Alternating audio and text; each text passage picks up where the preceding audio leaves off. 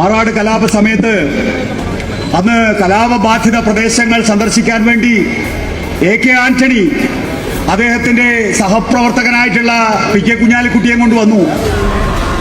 അപ്പോൾ കുമ്മനം രാജശേഖരൻ അവിടെ ഉണ്ടായിരുന്നു.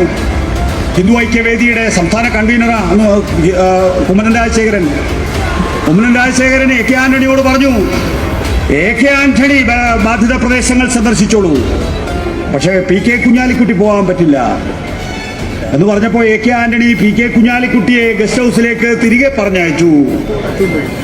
തൊട്ടടുത്ത സന്ദർശനം പിണറായി വിജയന്റെയാണ്. CPM-ന്റെ സംസ്ഥാന സെക്രട്ടറിയാണ് സഖാവ് പിണറായി വിജയൻ. പിണറായി വിജയനോടൊപ്പം അന്ന് VKC മുഹമ്മദ് കോയയും അതുപോലെ തന്നെ എളമരം കരീമും ഉണ്ടായിരുന്നു. രണ്ടുപേരും കോഴിക്കോട് ജില്ലയിലെ ജനപ്രതിനിധികളാണ്. ഈ രണ്ട് ജനപ്രതിനിധികളെയും കൂട്ടിയിട്ടാണ് CPM-ന്റെ സംസ്ഥാന സെക്രട്ടറി ആയിട്ടുള്ള പിണറായി വിജയൻ പോയത്.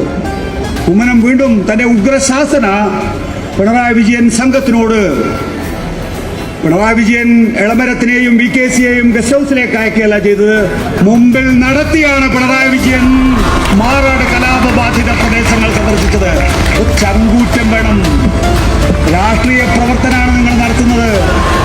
നിങ്ങൾക്ക് കറകളഞ്ഞ മതേതര ഭാവം മനസ്സിലുണ്ടെങ്കിൽ, നിങ്ങൾ ഇച്ഛാശക്തിയോടാണ് മുന്നോട്ട് പോകുന്നതെങ്കിൽ ഒരു സംഘപരിവാർ കാരണം നിങ്ങളുടെ വഴി തടയാനാകില്ല. പിണറായി വിജയൻ തെളിയിച്ചു കൊടുത്തത് അതാണ്.